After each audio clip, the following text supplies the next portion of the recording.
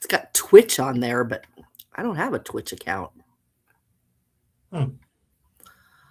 All righty.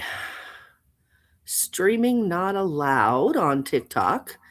Let's see if it lets me. Access approved. I do not know why it does that, but there you go. All right, so we are streaming on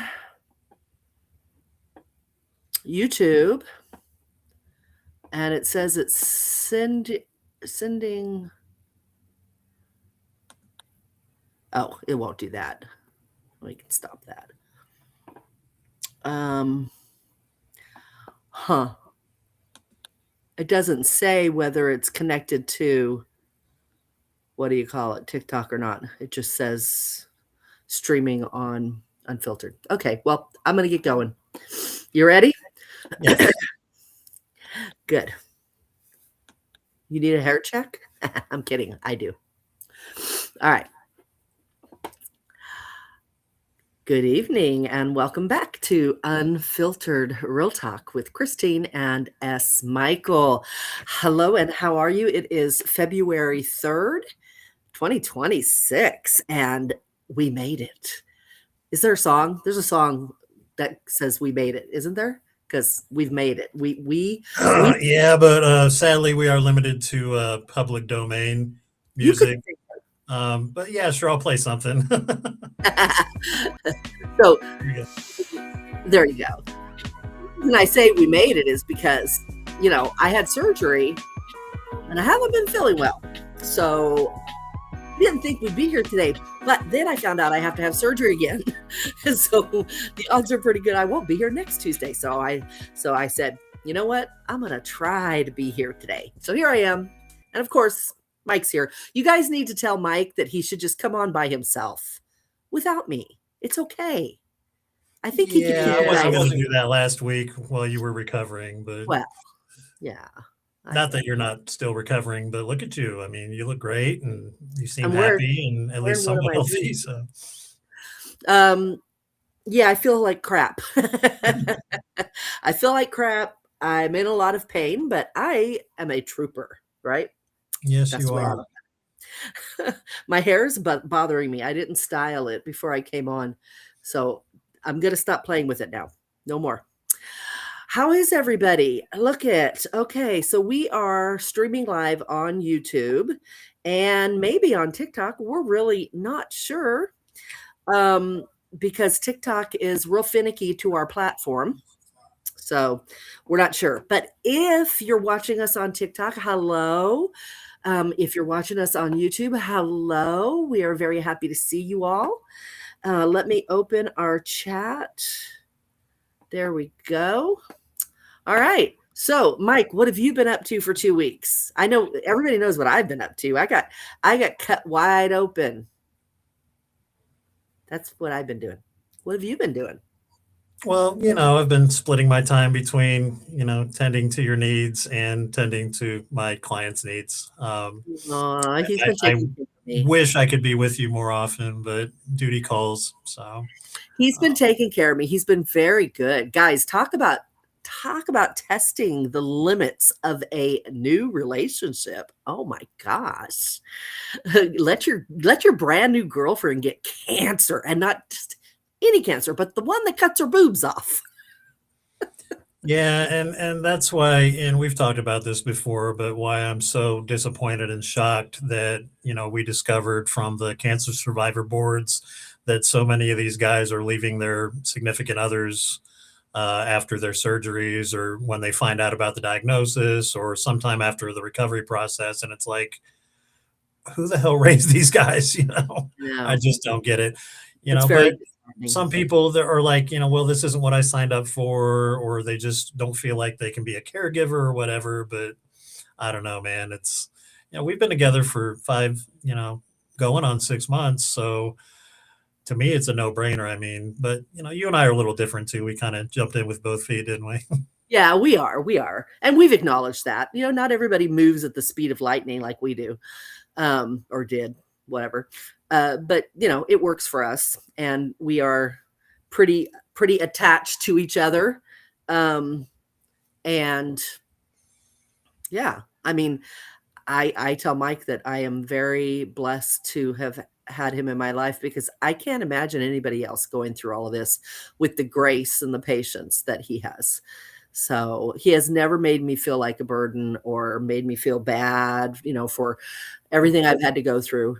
That might sound funny, but I think it's because of all the things that I've been seeing. I mean, you would not believe. But anyway, let's move on. Well, we should give a shout out real quick to all the listeners who, sent their well wishes and messages and emails and texts and whatnot. Yes. Particularly Owen, who sent you some lovely flowers. That was awesome. Yes. Yes. Owen, thank you very much. And I've talked to Owen and I told him I appreciate him. And I appreciate everybody that has, kept us in your thoughts. And if you could do it for a little bit longer, I have surgery on Thursday afternoon. And it's, I don't know, it's no fun. It's no fun. So yeah. We're right in the middle of the hard part, but once it's over with, I'll say it again. I'm excited about our future and your future as a newly physically different person, I guess is how you could put it. Yeah. I'm embracing the whole reinventing myself. I'll tell you what, my daughter-in-law told my son the other day that she's like, I have bad news. We have to build onto the house. We have to build a room just for your mom's wigs. You're going to be the Imelda Marcos of wigs now. Yeah. Because part of my new persona, my new ID that I'm creating is wigs, because, I've been losing my hair. I don't imagine it's going to get better. It's not bad, really. It's just thin, and it's not long and luxurious like it's always been my whole life. And I've discovered wigs, and I will perfect them. And I got a lot of them. And Mike, who thought I wouldn't look good as a redhead, but I think he was just protecting himself by but I put on a redhead. And if you're on my Facebook page, you've probably seen it. Because I put a picture of it. I put a picture of a few of them. But I took some pictures for him and sent them to him of me as a redhead, and he really liked it. Yes, I did. Yeah, so it's you as a redhead. It's not redheads in general, okay? I told him, I said, because he's like, I might get in trouble for this, but wow. I'm like, no, you're not. It's me. I'm still a gentleman. I still prefer blondes, but yeah, I look good, No, it's me. I don't care what color hair I have. I don't care. It's still me. Come on. But yes, I am embracing that. And I want to tell this tiny little story regarding breast cancer and a story that I read today. It's real short, and I just want to share it. And then we'll move on to the topic. I was reading, so I went flat. It's called aesthetic flat closure. And I'm in a support group where other people have too. And this woman posted, and she said, so she had her surgery on the 28th, and she said she's been scared to death to look. And, so she's been thinking about it a lot. She finally, today was the day she got to take, it was 48 hours. She got to take her shower. And she was scared to look. So she didn't look. She took her shower. But in the shower, she started crying because, she knew she was going to have to look. She's going to have to see it. And she starts crying and grieving and all of this stuff. And she gets out of the shower, covers up, and goes and sits on the bed. Her husband gives her space. He goes in the bathroom to do his thing and leaves her alone. And she's sitting out there, and she finally gets up the nerve, and she goes and stands in front of the mirror, and she looks at herself, and she says she's just sitting there staring, and then all of a sudden she starts laughing. And she's like, well, hell, that doesn't look bad. And she's like, that's even hot. She's like, I'm freaking hot. And I told her, I said, see, that's the attitude I have. And even in the hospital, when I was all bandaged up, I'm like, you want to see? Because my skin looked gorgeous. And I don't know why, but my skin was looking fantastic. And nobody could see the incisions, but I'm just showing everybody, look at how beautiful my skin is. And then I got necrosis. So everything started dying. That's why I'm going back to surgery. And now it doesn't look good anymore. I told her, I know it's going to look good again because the plastic surgeon is going to help with the surgery. So I know, and it might not be this time. It might not be next time. There might be 2 or 3 surgeries. I know that, but I know eventually it's going to look good. And I'm going to get my tattoo. We're going to be okay. But I was so pleased for her that she had the same mindset that I had, that it's like, well, my gosh, I'm freaking hot. I'm as hot as I was before, just in a whole new way, which is really cool. So that made me happy to see somebody else feeling so good. All right, that's all. We can move on to today's topic. Mike, what's today's topic? Well, and I'll admit I haven't done a whole lot of show prep, to be honest. We've had a lot going on.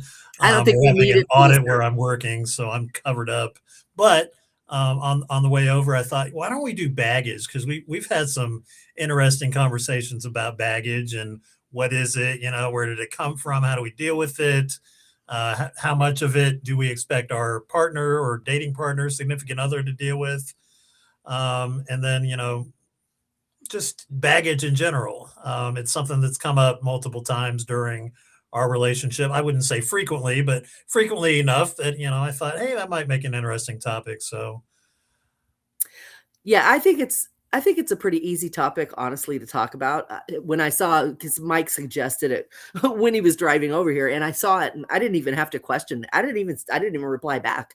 I'm just like, yeah, that's an easy one to talk about. I mean, we all have baggage, regardless of whether we're in a relationship or not. We all have baggage. It might be, it's a spectrum, right? I mean, some people have massive baggage, some people have medium baggage, and some people are on the really low end of baggage. And it doesn't mean that they didn't have baggage or that they don't have baggage. It could just be they've learned to deal with their baggage. or So, just hide it and it's lurking under the surface, just waiting for well, that trigger to pull it that's out. that's true, but I would put them at the really far end. I mean, hiding it, one day you're going to explode. I would put you, no. The ones that are on the low end of the spectrum are the ones that can sit and tell you about their baggage and not, and kind of say, this is my baggage and this is how I deal with it. Or, like, I mean, not to, you know, I try to be modest, but when I met Mike, I told him about my baggage. I'm like, look, you know, I have abandonment issues. So if I gave him the rundown on, and I've talked about this on my podcast before. So those of you who hear this, you know where I'm going. I told him that if he ever makes me feel like um, the fear of abandonment comes up, if that ever comes up, if I'm triggered to feel that, I will probably, the way I deal with it is I pull away and I withdraw. And if you ask me, are you okay? I will say I'm fine. It's not true. If you think I'm lying, I am. But don't push me, because I will talk to you, just not right this minute. And I told him that because I didn't want him to think I was playing games. Some people play games like that. They're like, I'm fine. And they expect you to pull it out of them. No, I'm like, please, that's not what I'm doing. If I say I'm fine, what I'm saying is I'm too emotional right now. I'm probably going to cry, and I don't want to do that. So I'll come to you when I can. And I do. And it only usually takes a few minutes for me to compose myself. And when I feel this way, it's almost always a misunderstanding, which I understand that, which is why it's so easy for me to move past it, compose myself and talk to him, because 9 times out of 10, my head is saying he's going to set this straight. He's going to help me to understand why I misunderstood that and why I felt that way. He's really good at saying, "Oh gosh, yeah, I see why you thought that. I'm sorry because I didn't think you take it that way, but yeah, I get it." So he validates me, he validates himself, and then it's over. Then I'm just like, "Yay, good job. Let's move on." I'm silly. Um, but yes, I tend to tell all my baggage, you know, right from the start. But I've been very self-aware of my baggage for a while and working on it. Some people get divorced, and I think they spend a lot of time before they date, maybe not working on themselves, but trying to work on saving the marriage or the relationship. And they get lost in that. So, oh, I'm not dating, or I half-ass date. I'm really not interested because I'm trying to do this, which, let's face it, if you're really seriously trying to save a relationship, you shouldn't be dating. It's just dumb, but Yeah, whatever. that's a whole nother ball of wax. That's a separate episode in itself. That is. But I spent the, I guess, 3 years before I found, a serious relationship. I spent those years where I did date, but I also really, really worked on myself a lot, a lot. And I made it a rule I never had more than 2 dates if I didn't think it was going anywhere. Because I didn't want to get bogged down. I didn't want to spend my time going out on meaningless dates when I had so much work to do on myself. That would just seem like a big waste of time. So I spent a lot of time working on me. So, but I definitely got baggage. Yeah. Yeah. Yeah.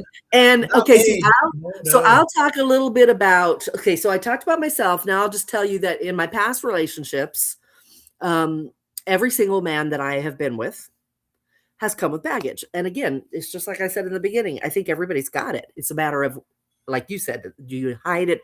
Have you worked on it? Whatever. I can say that every one of my relationships, they've had baggage and they did not work on it. And they didn't want to work on it.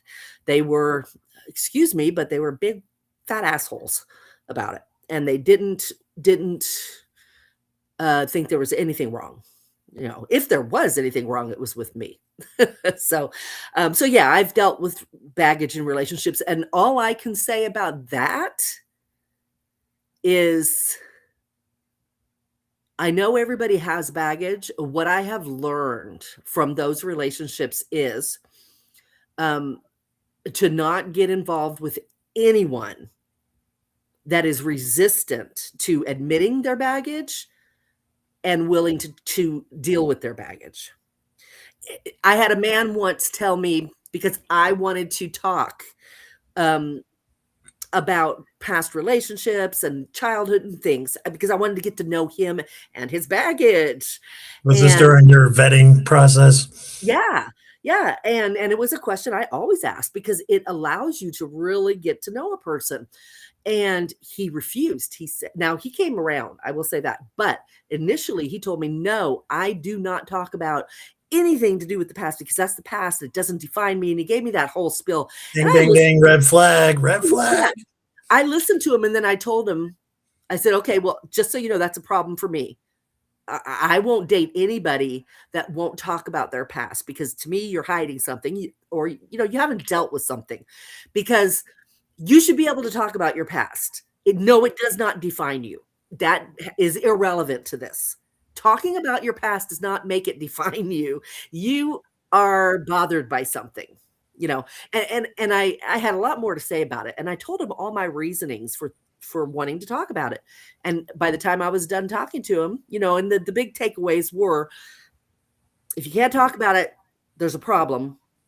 The way that you think about it, or the way you think that person's going to think about you hearing it.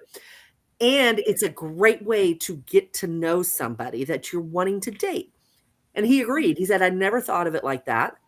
I have no problem thinking or talking about it. And Mike, this reminds me of when we first started dating and you would always ask for permission. You were trying to be so politically correct.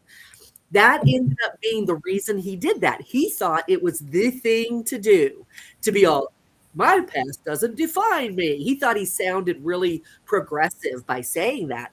So when I let him off the hook and I told him, no, that's not the way I look at it. This is how I look at it. He's like, oh, okay, nope, I like that. Let's dig in. Well, okay, all right, you're okay. So yeah. Well, and you and I had a similar vibe when we first started dating.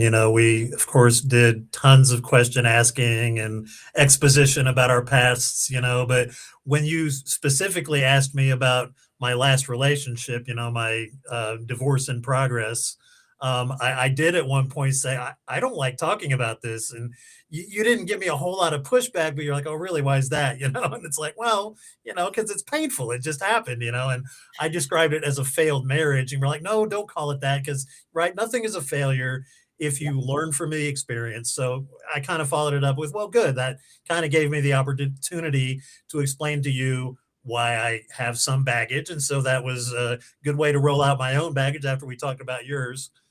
Because I would say that most of the baggage that we have when we go into dating relationships comes from previous relationships. Sometimes not. Sometimes it's maybe a psychological neurosis that you have, or just the way you were raised and you're aware of it. But a lot of it comes from either bad relationships or things that happened during the relationship that kind of, molded you into a certain mind Forms frame your of how thoughts. relationships work. Yeah. Yeah. And that's how it's come up in our own relationship over time Yeah. is, my baggage from my previous relationship is rearing its ugly head because So I don't got get too used much to it. into that, because we're going to talk about our own personal relationship and our baggage. I think that should be like the last thing we delve into. So don't get too much into ours Yeah, no, I'm just saying that right that's now. why it came up so many times, because it did come from a previous relationship. And I think that's very common. Yeah. But yeah, we dealt with most of our baggage right out front, and I think the fact that we're both so transparent and that we value transparency so highly in relationships was a real boon, from the start, Yeah. when Yeah. it comes to our own baggage and the other person's. So, Agree. Agree. And now, those of you listening, you may have caught something Mike said, and it may have went ding, ding, ding, ding. That's a huge red flag. So I'm going to address it just in case y'all heard it. And I'm sure somebody listening to this over time heard it. So we're talking about it. He said when we first started talking, he didn't want to talk about his previous relationship. And he said, because it's painful, it just happened. Okay. We need to address that, because I would never date anyone that was just out of a relationship, that was married for 20 years, has kids, and just left, so freshly left that it was that painful. He did not say that to me. Okay. I just want you to understand, he did not say that to me. And if he had said those words to me, we would have had a discussion right then and there. And he knows that. I'm not shy. And I very much know what I want. And I know what raises red flags for me. And if he had sat there and told me this is very painful for me, I would have said to him, now I would not have discounted him right out, but I would have said, I am not comfortable dating someone who is that emotionally attached still, that it's that painful. I've been through a lot in my life, a lot. And I know there's a time when you are attached and pained, and things hurt. And then there's a time that you've allowed yourself to grieve, and you've moved beyond it. It can still get painful for other reasons. It can do that for the rest of your life, especially if you have kids. There's nothing you can do about that. But you're not pained because the relationship is over. You're not pained because you missed that person. You're not pained for any of those reasons. And that's not what he said. no, and I qualified it immediately by saying what pained me the most was that I viewed it as a failed marriage. And you Well, I immediately understand. corrected me and said, okay, don't look at it like that.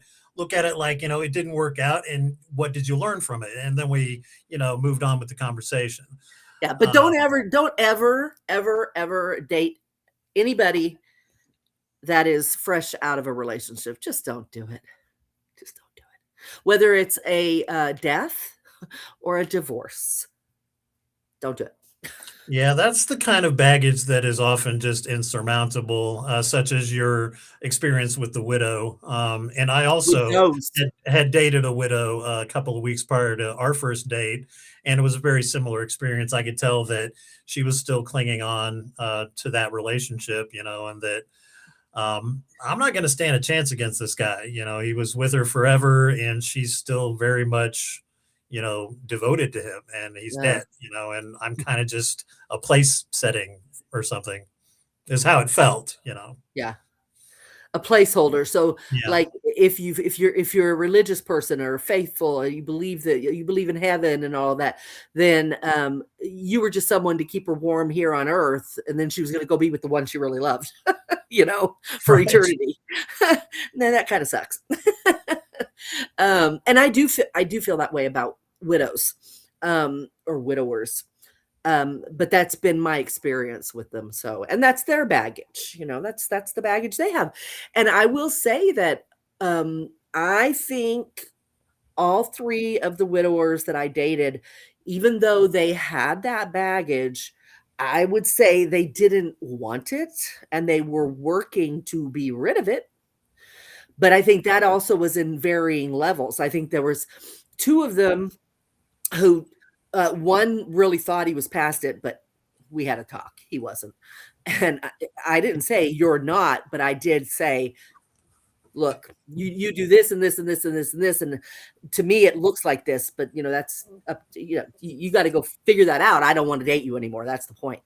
And then one who really wanted a relationship, but he also just wanted to make sure his wife was part of the relationship. His dead wife was part of the relationship. So I'm going to put her ashes on the bedstand, and here's her old outfit. If you wouldn't mind putting that on for me. Yeah. And, Yeah. Every time I walked past a certain place in the house, there was a shrine to her, and it had those electronic digital pictures that flipped through. So there was one picture after the other of her. It had her ashes. It had like another picture of her. It's just no. bless his heart. I mean, people who Yeah. lose their loved ones, they, at some point need to move on, if Yeah. they so choose, right?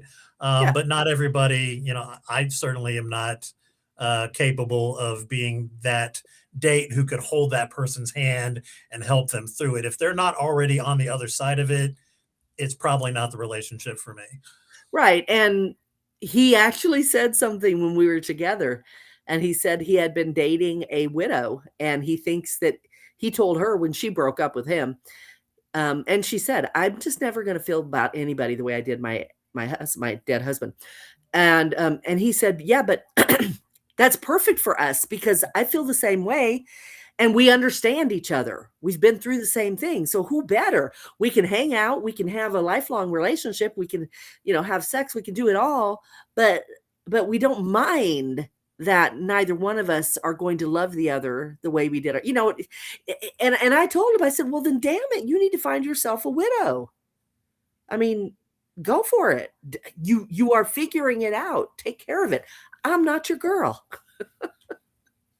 So, yeah. So that's a different kind of baggage. Yeah, and when we say, like, when we talk about baggage, the topic baggage, it's a very general term. It covers so many things, from previous relationship woes to personal neuroses and bad habits. It can mean very many different things for each person, based on the individual. But in this context, I would say it's something that comes up during your relationship that, hopefully at the beginning during the vetting process, but maybe not, that could possibly interfere with your current relationship in a negative way. Right. Right. And I think the key is, like I said, I mean, not just for me, I think it's a good thing to live by, which is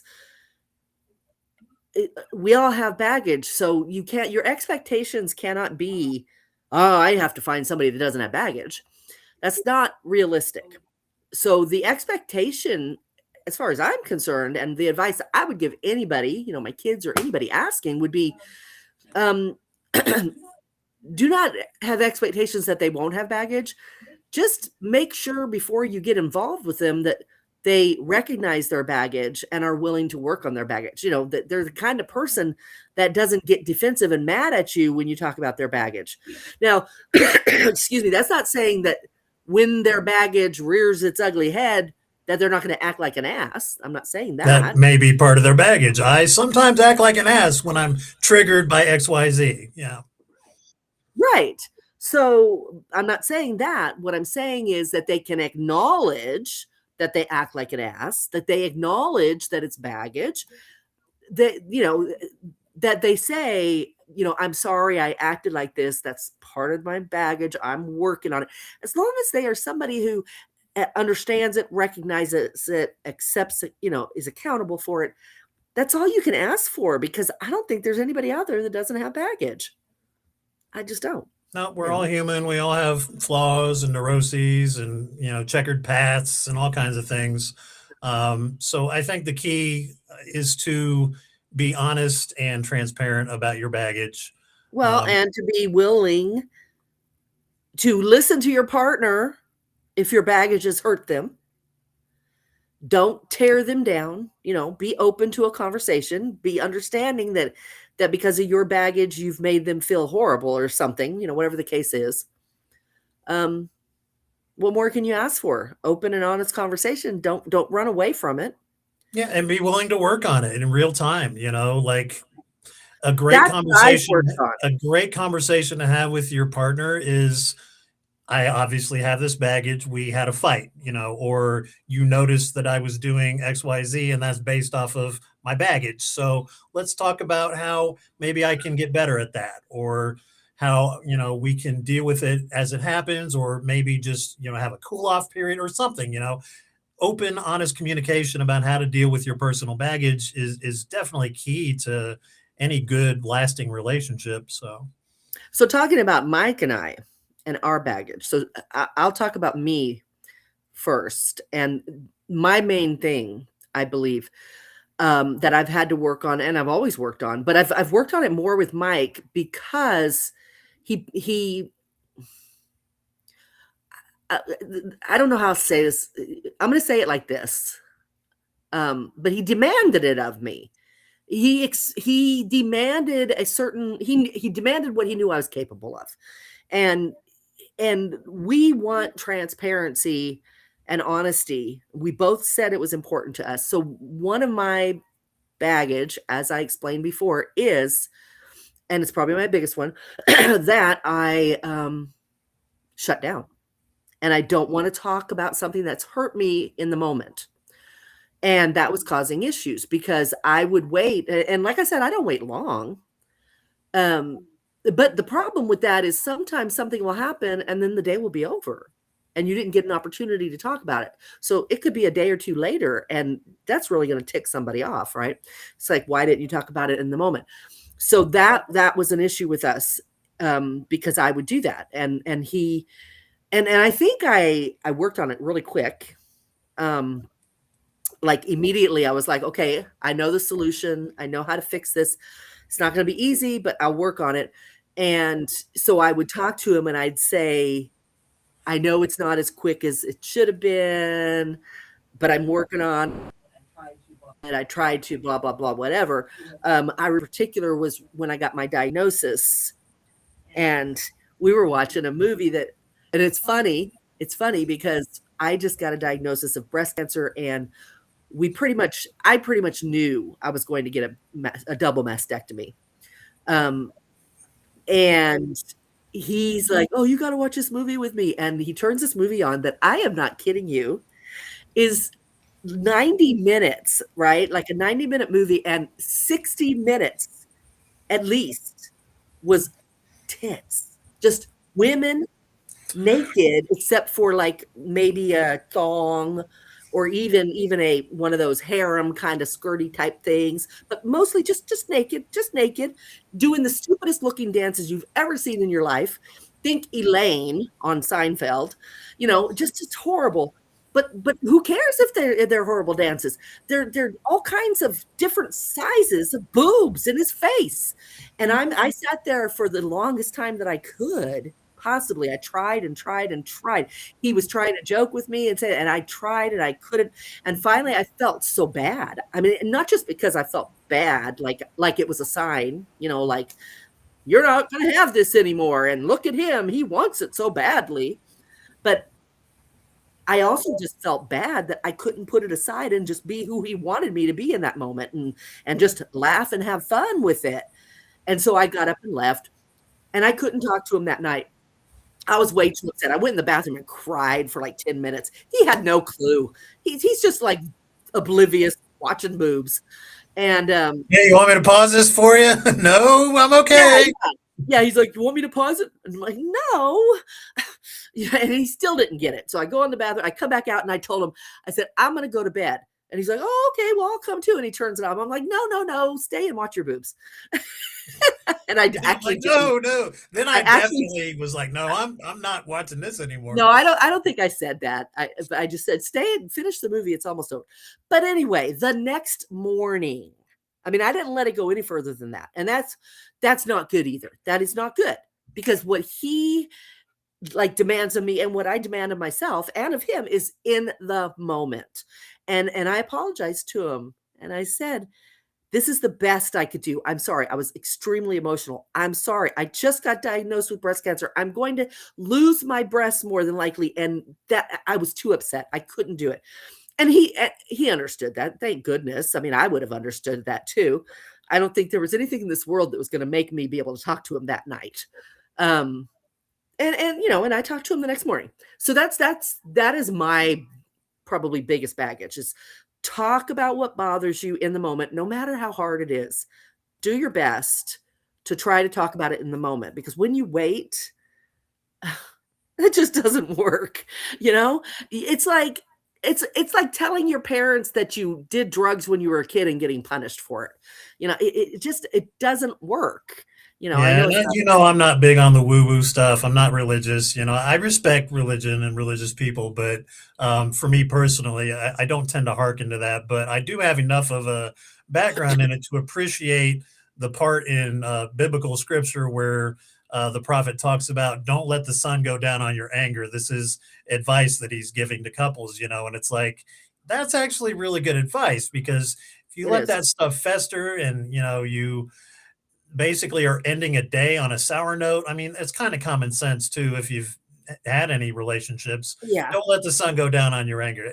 Try and at least come to a temporary resolution before you go to bed. And we have, even that night, we've had a couple of discussions. 9. He's counted them. 9. I have counted every major argument that we've had. I've counted. Yeah. Now, mind you, the last couple have been like nothing. Yeah.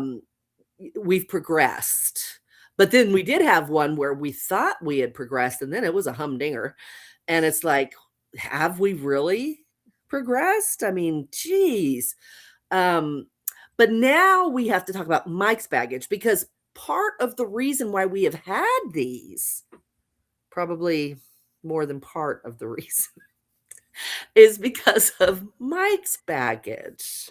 And so I will say my baggage is twofold. Okay. The first one has to do with, previous relationships and how I was treated and viewed by my previous significant other, with suspicion, with contempt when it came to certain subjects. And so all my current partner has to do is say, what are you doing?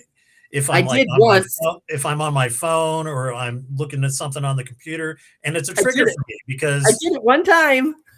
For the previous 20 some odd years, what are you doing meant, I know you're up to no good, and I'm going to give you what for.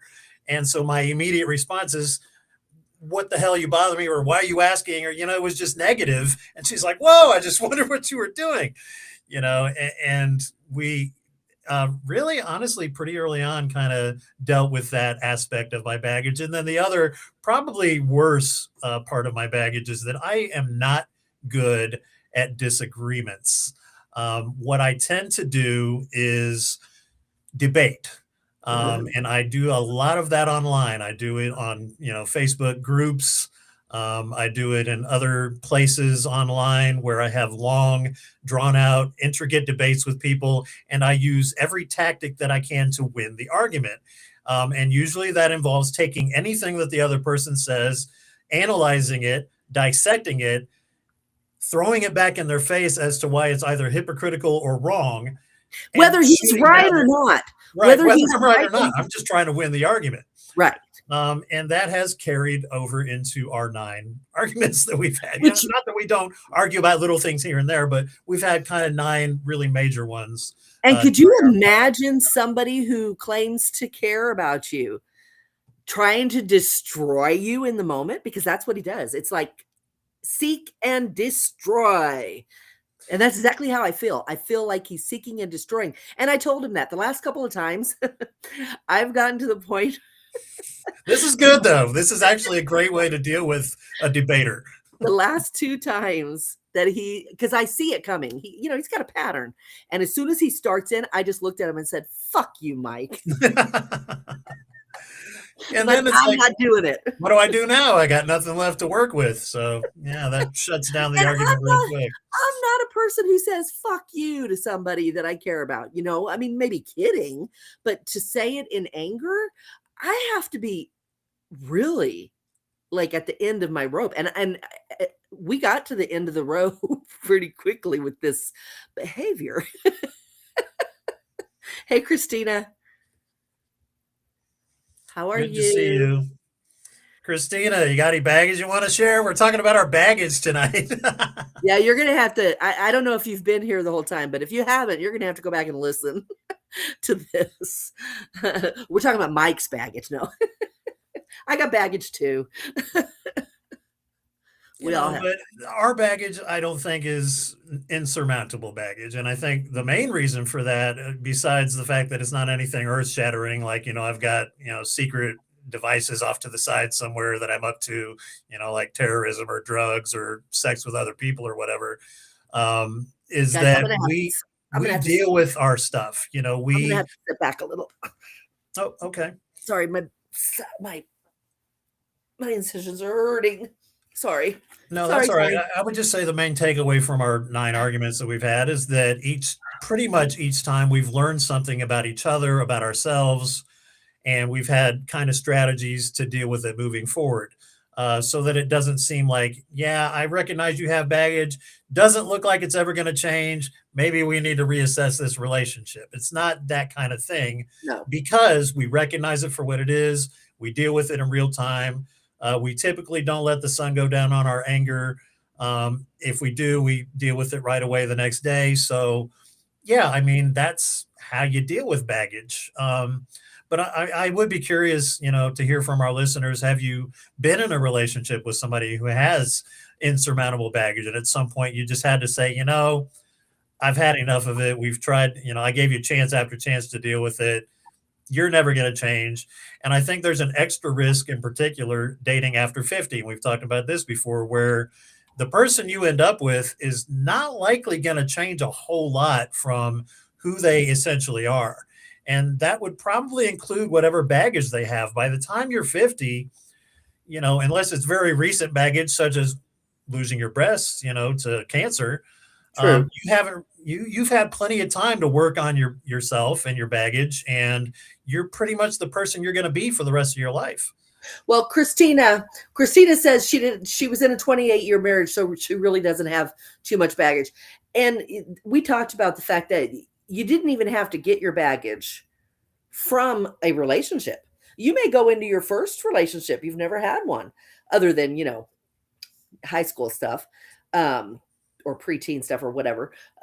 You can go into your very first relationship with baggage that was gotten in other ways. It could be from your childhood.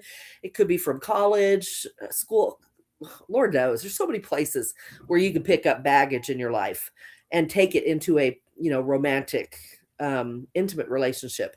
So it doesn't have to have come from your marriage. If you had a great 28-year marriage, maybe you don't have any baggage. Maybe the baggage would be that you expect what you had for 28 years. You know what I mean?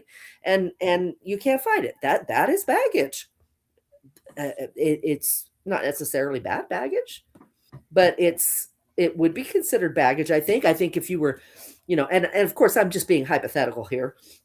She did not say that this is her. I'm just using that as an example. But if you dated men, or a woman dates a guy, whatever, and that person is always comparing you to their great marriage, maybe we talked about widowers.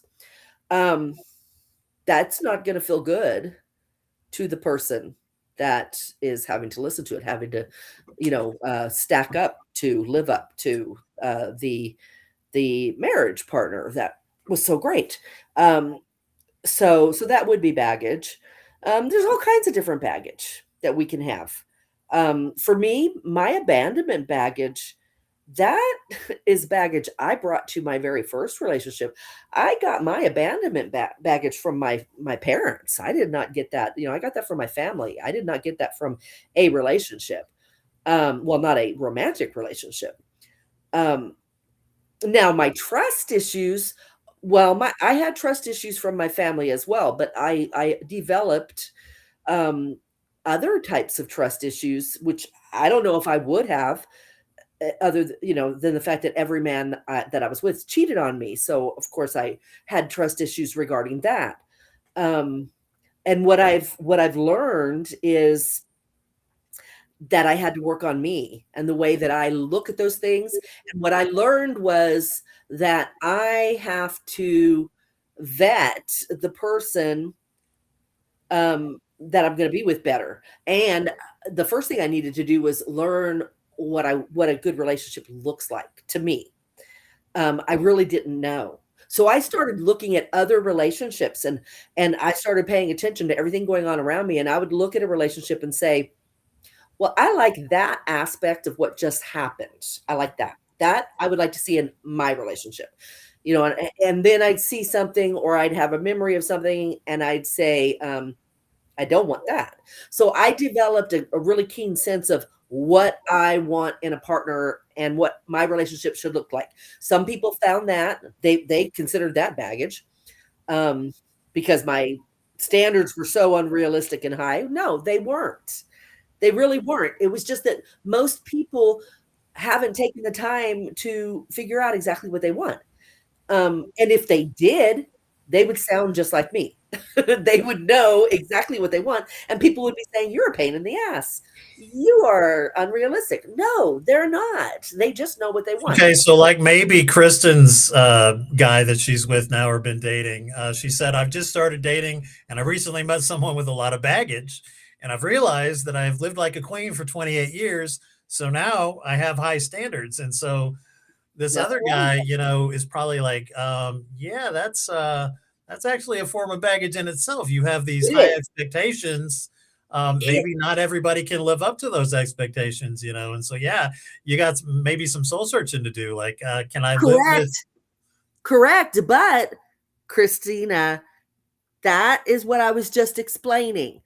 If you know what you want. Now I personally, I would say if you haven't taken the time to really dissect your marriage and yourself and look at what it is that you want out of a relationship, be really, really honest with yourself about what you want. If you haven't done that, I would do that. You may come out wanting exactly what you want as you sit there right now. But I would do that because you may find that there are some things that aren't as important as others. And that's what I found. I found that I had 3 things that were non-negotiables. I had about 5 things that I wanted to see in a relationship, probably more, but I had 3 things I refused to bend on. And if you can't say that, if you can't, say to yourself, there are just a couple of things I have to have and I will not settle. But this and this and this, it depends on the degree, that they do. If you can't do that, then you need to take the time to figure it out. As far as I'm concerned, if you want a relationship that's going to work, because otherwise you are just going to end up with guys who don't meet your standards at all. You should not be with a man who's got a lot of baggage. I mean, Mike, Mike has some baggage. He's got a couple of things. Who, me? Yeah. And when he falls into them, they're no fun. But this man has so many qualities that I was looking for. And he met my 3 non-negotiables. And he met others as well. So that's what has to happen. But of course, this is just, the way I think about it. And Christine, I love that. She says, but I'm not willing to compromise. Right. It's not materialistic things, and good for you. I mean, That's what I was saying. mhm. Those are your non-negotiables. And you need to have non-negotiables. My previous co-host hated that I had non-negotiables. He just thought that was the stupidest thing in the world, but I don't think so. I think that's great, Kristen. Well, I think Chris, I think your previous host was a bit of a literalist, and so his immediate response, I recall that episode was like, "What? In every relationship, there's give and take, you know, and when it comes to quote non-negotiables, you're not giving. You're saying no, I refuse to move." And yeah, but I everybody's wouldn't got even be in a standards. relationship with Yeah, someone if they didn't meet them in the first place. And I think that might be what he was missing. yeah. Oh, well, no, maybe not. I don't know. I think he felt like I was being a pain in the ass. I was being, like Kristen said, unrealistic or something. And I wasn't. I was totally okay with passing on someone because they didn't meet my non negotiables. And he just thought that that was dumb. So I want to go back to Kristen's previous comment real quick. She says, I'm a widow and I'm used to living a certain way, and dealing with other people and their issues is a challenge. And so I would just say, Christine and I are not experts on dating by any means. We're not trained psychologists. We're not experts in the field of, social relationships or anything like that. But I would say I do have a psychology background. Christine's been talking to all kinds of people from all different walks of life about dating and relationships for many years. And the question then for someone like you is, how the heck do you deal with somebody who has baggage? And so I would say there are definite practical steps that you can take to being in a relationship with someone who has baggage. And I would say that the initial thing, the number one, is to acknowledge their past and their trauma and say, yes, I recognize it. I understand that this is where you're coming from. This is why you behave the way you do certain times or have this certain baggage. But this is what I need from you now, and pay close attention to how they respond to that. They may come back with, well, I don't see this ever changing, or this is a integral part of me. And at that point, that's where you really start kind of having to look at things from outside the box. Like, is this something that we can sustain long term? And Christine and I have already kind of been through the fire and come out the other side of that. It's like, because I definitely had some baggage with previous relationships and with my debating style, for lack of a better term. As Um, well as he was taking out on me, and I don't mean, let me finish Go before ahead, you. tell them about all my baggage while we're at. No, no, I'm talking about that particular one. That's why I'm saying don't listen to the way I'm saying it. Wait till I'm done. Um, because kind of holding me, it wasn't that he was holding me to a standard. He was taking it out on me that he was treated a certain way in the past by certain people. And so whenever I did anything, it was compromised, and it was had ulterior motives. And he got me defensive, where I was like, when have I ever given you any reason to think that I'm that kind of person? And then I'm like, as a matter of fact, quite the opposite. I have proven to you over and over and over again that that is not who I am. I would never do that. Why would you? You have to start thinking about what you're saying to me, because that's not even nice that you're saying I would do that to you, stuff like that. Because it's like the whole, me saying, "Hey, what are you doing?" That the first time that happened, I remember I was in bed and he woke up and it was morning. He was walking right in front of the bed and he had his phone in his hand, and we weren't talking. And I am a talker in the morning. He's not. But we had just started kind of sharing household and stuff like that. And so I didn't really know this about him, that I hadn't put it together yet. We actually had a little bit of a discussion over that, because it took me a little bit to understand that he's like Mr. Grouchy Pants in the morning. And so he was walking and I just said, "Hey, what are you doing?" Because I wanted to chat. I wanted to talk. I'm that person who will tell you my dreams. And he got pissed off. I mean, he got butt hurt over me asking him, "What are you doing?" And I was totally taken off guard. I'm like, "What's going on? What is happening? I just wanted to say hi. I just was starting a conversation, you little asshole." you know, and he stayed mad. He stayed mad.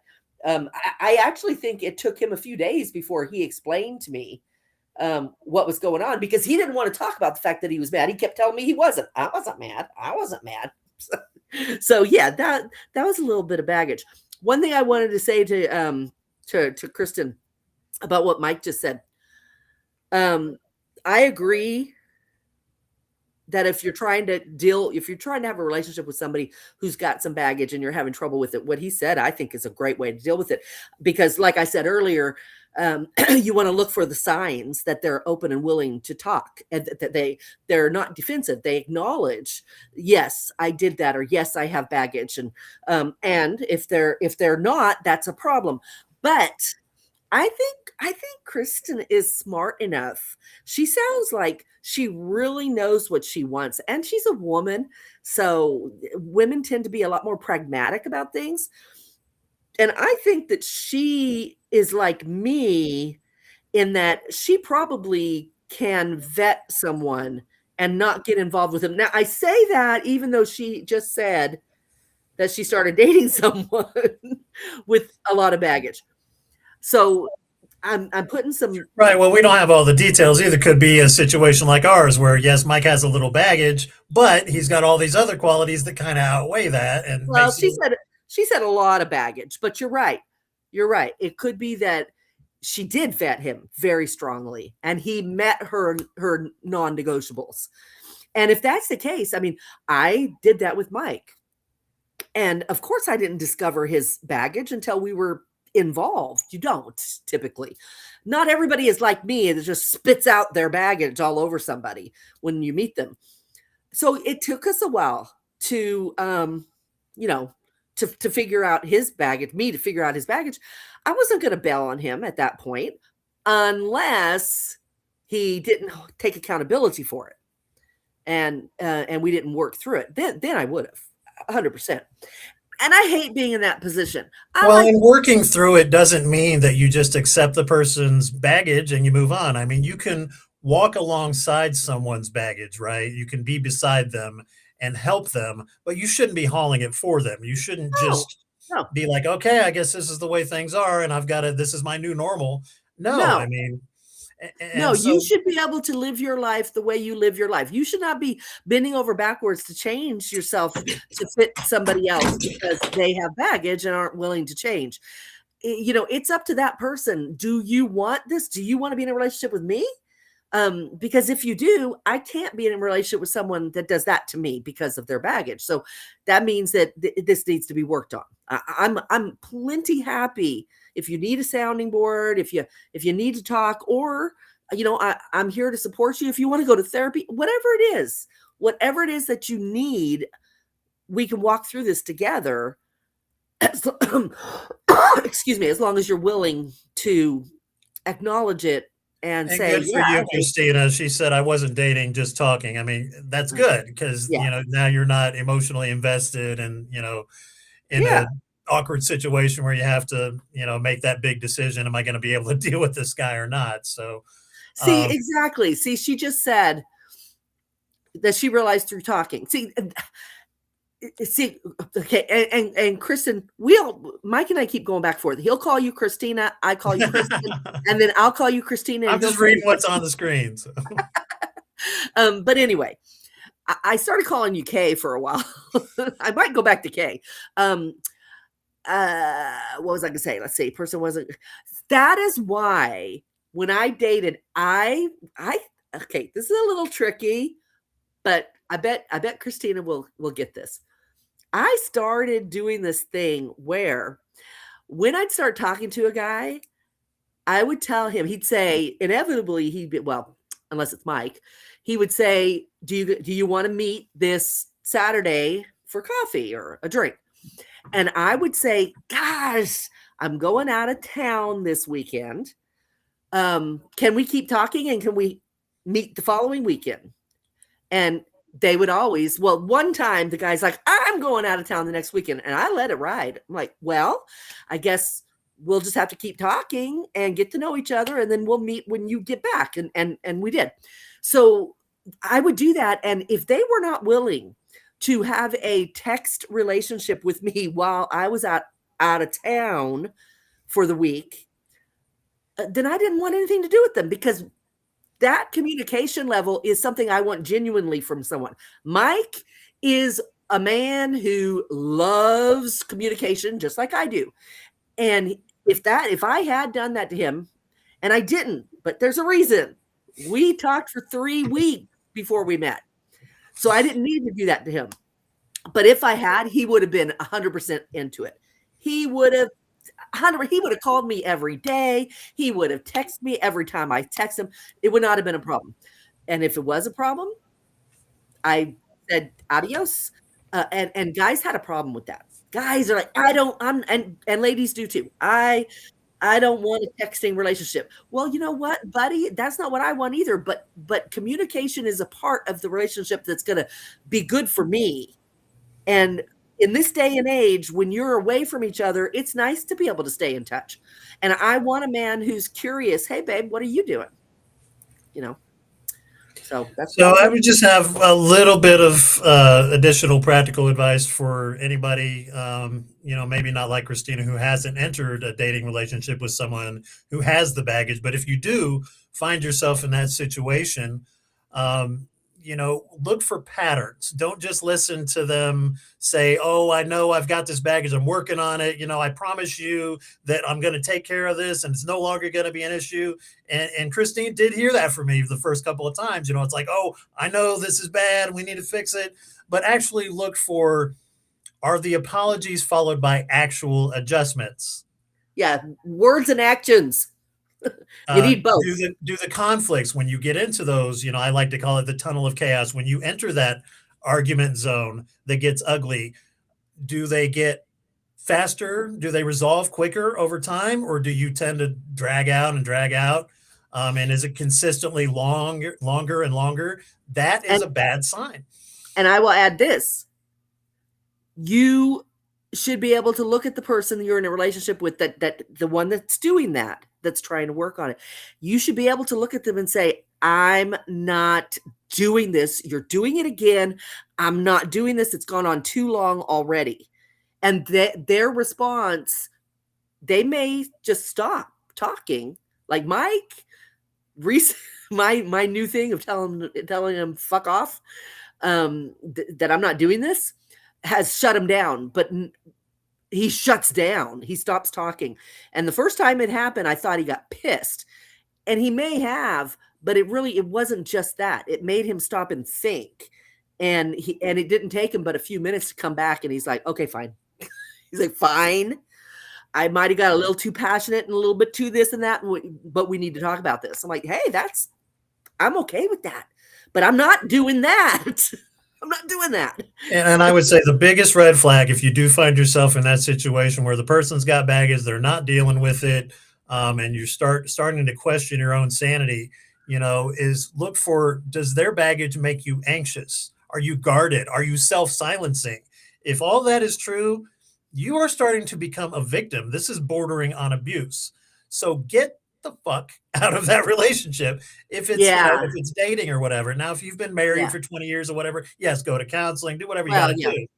But Mike got upset because I told him early on that we wanted transparency, but every time I came to him, he did this whole tunnel of chaos thing, and it was making me feel, and I said to him, I don't feel safe to even come to you anymore and talk to you, because every time I do, it turns into this, and it's insane.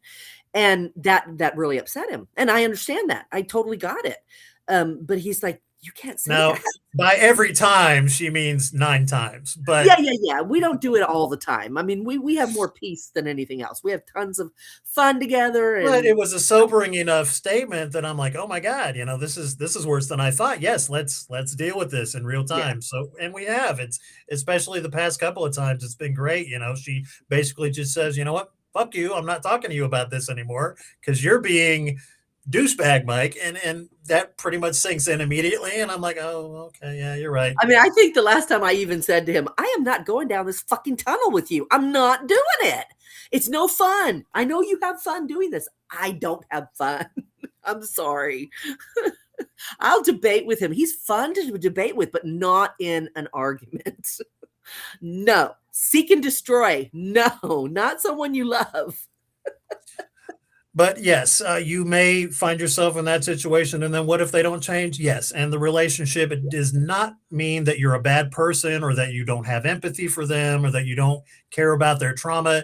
It just means that this relationship doesn't work for me. And that's okay. Not You right know, for whether you. it's a widower who can't let their previous spouse go, or somebody who can't stop browbeating you during arguments, whatever it is, you do not have to Belittling continue to put up you. with baggage. And if you have to end the relationship, that's okay. It's okay. And there is nothing wrong. I just got to say this. There's nothing wrong for a man or a woman to not want to be in a relationship with somebody who tears you down rather than builds you up. Your And it's not person. your job to fix them. You know, it's a dating relationship, not a project. So Well, but that's a little confusing. Um, because what I'm saying is uh, your person should always be your biggest cheerleader. Your person should always want to see you succeed and believe in you. Always be the first one to tell you you can do this. I know you can do anything you put your mind to. That's who your person is. If your person is someone who is constantly tearing you down and treating you bad and has no faith in you, they're always the first one to tell you, oh man, you're just a fuck up, or God, everything you touch turns to shit, or whatever. No, they are not your yeah, person. and that's all I was saying. I was just bouncing off of that. If that is your quote unquote person and they're doing that to you, it's not your job to fix them. It's not your job to put up with it. You should probably just get the fuck out of that relationship Yeah. and don't feel bad.